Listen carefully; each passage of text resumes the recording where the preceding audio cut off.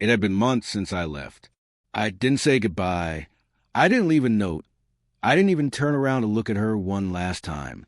The woman I loved, the woman I married, had broken me in a way I couldn't even begin to understand. The day I found out about the affair, I walked out. I stayed gone. But now, standing before me was the last person I ever expected to see again. She had come searching for me. I didn't want to see her, not now, not ever. Yet there she was, standing in front of me, pleading for forgiveness. But why? Was it love, or was it regret? The discovery of her betrayal wasn't dramatic. It wasn't one of those movie moments where you're walking on them in the act. No, it was the small things. The subtle signs I brushed off for far too long. Her coldness, her late nights at the office, her phone always on silent, face down. But there was one night that everything changed. I had just returned home after a long day, tired and distracted. That's when I saw it. The message, the words hit me like a punch to the gut. I could feel the weight of them sink into my chest, choking the air from my lungs. I didn't need to read it again to know what it meant. In that instant, everything I thought I knew about my marriage, about her, about us, was shattered. I didn't confront her. I didn't scream. I didn't demand any answers. I just walked out. There was nothing left to say. When someone betrays you like that, it isn't about understanding. It's about accepting that they've made their choice. They've chosen something or someone over you, and I couldn't stay. The days after I left were a blur. I didn't want to deal with anyone or anything. Friends reached out. Family told me I needed to get out, get some fresh air. But I couldn't. I felt hollow, suffocated by the hurt, by the betrayal. I didn't want to admit it, but it was there, always in the background, gnawing at me. I moved into a small apartment far from the life I once knew, far from the memories of her. I tried to rebuild what little peace I could find. I kept to myself, threw myself into work, and avoided anything that might remind me of her. But the nights, those were the hardest. The silence was deafening. Every empty space in my new apartment felt like a reflection of the void she had left behind. There were moments when I missed her, moments when I wondered if she was feeling the same hurt I was.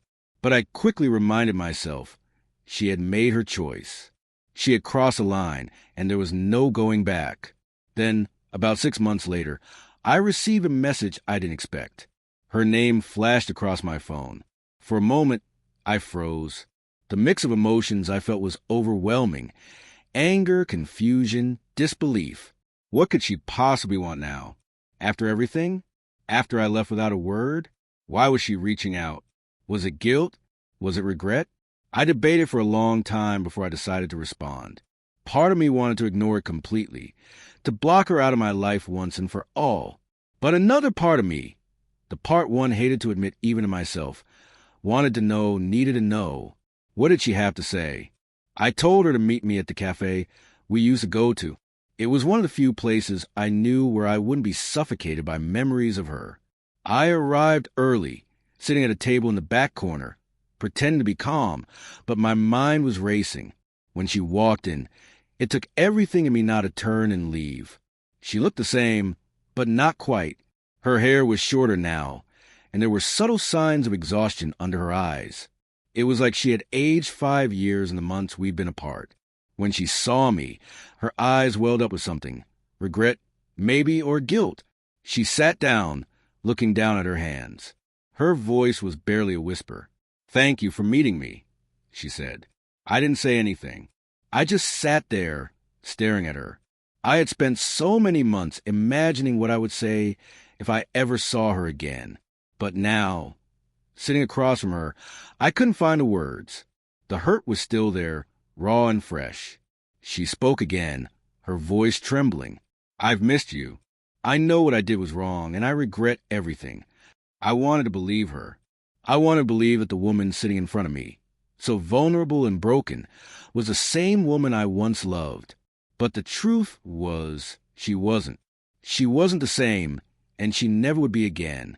"I never meant for it to happen," she said, her eyes glistening with unshed tears. "I thought I could handle it, that I could keep both of you in my life. But when I lost you when you left, I realized how much you meant to me. I swallowed hard, my heart pounding in my chest. This wasn't the apology I had imagined. It wasn't enough. Words couldn't fix what she had broken. I needed more than just a regret. I needed the truth. What is this? I asked, my voice steady but cold. Is this about you wanting me back? Or is this about realizing you lost your safety net? Her face fell, and for the first time, I saw the truth in her eyes. It's not just that, she said quickly. I really miss you. I miss everything we had. I've thought about it every single day. I didn't know how to fix what I broke. But the unspoken truth hung in the air, heavy and undeniable. She didn't miss me. She missed the way I made her feel. She missed the comfort, the security I provided, the life she thought she had with me.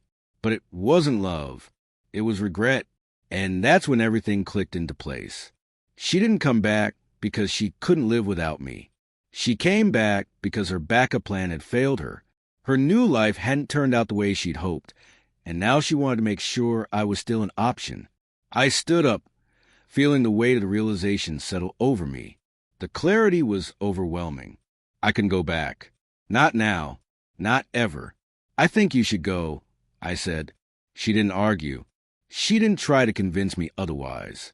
She just nodded, her face a mask of disappointment and regret. And she left. I stayed behind, watching her walk away. The weight of the moment was heavier than anything I had felt in months. But as I walked away from the cafe, a strange sense of peace washed over me. I had done the right thing. Forgiving her didn't mean going back. It didn't mean pretending that everything was okay. It meant accepting the reality of the situation. And I realized if she truly loved me, she would have never risked losing me in the first place. If you're waiting for someone to realize what they lost, stop. If they ever come back, just remember, they don't miss you. They miss the way you made them feel. And that's not love. That's regret.